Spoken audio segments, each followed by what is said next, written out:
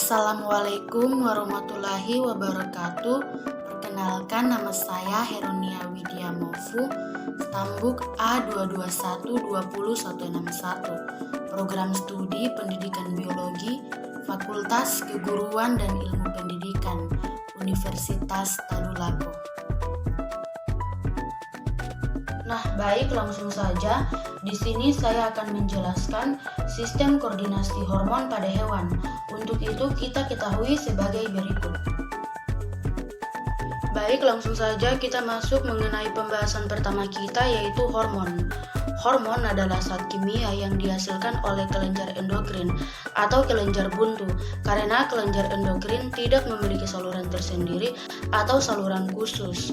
Karena kelenjar endokrin ini tidak memiliki saluran khusus, maka hormon yang dihasilkan dikembalikan ke darah dan beredar mengikuti aliran darah, sehingga hormon yang berperan dalam penyaluran informasi akan berjalan lambat. Hal ini disebabkan karena informasi yang dibawa oleh hormon tersebut tidak disampaikan langsung ke tempat sasaran dengan tepat, sebab hormon yang dihasilkan oleh kelenjar endokrin terlebih dahulu harus masuk ke peredaran darah. Sistem endokrin dapat berkomunikasi dengan jaringan ataupun organ-organ yang letaknya jauh dari kelenjar. Sistem endokrin merupakan sistem yang meliputi aktivitas beberapa kelenjar yang mengatur dan mengendalikan aktivitas struktur tubuh, baik yang berwujud sel, jaringan, ataupun organ. Nah, adapun koordinasi hormon-hormon pada hewan. Yang pertama yaitu hormon Ecdysone. Hormon Ecdysone secara kontinu dihasilkan sampai pengelupasan kulit menjadi dewasa.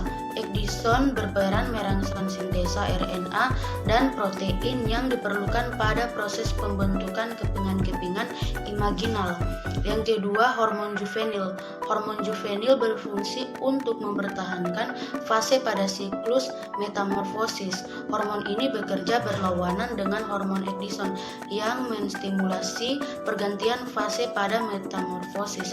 Hormon juvenil menghambat terjadinya pergantian fase metamorfosis, misalnya pada fase larva, akan tetapi menjadi larva selama dalam tubuh serangga sedang bekerja hormon ini.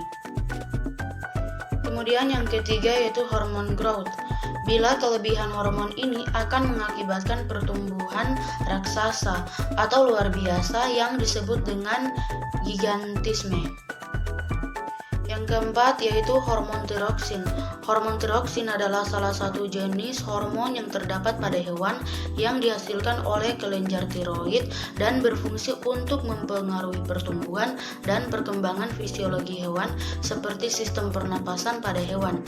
Apabila seekor hewan mengalami kekurangan hormon tiroksin ini pada waktu hewan tersebut masih kecil, maka hewan tersebut akan mengalami perlambatan pertumbuhan dari segi fisiknya jika dibandingkan dengan hewan yang lainnya pada umumnya, misalnya pada komponen darah dan fungsinya.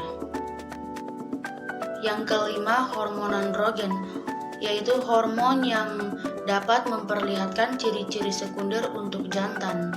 Yang keenam, hormon estrogen, hormon yang dapat memperlihatkan ciri-ciri sekunder pada betina.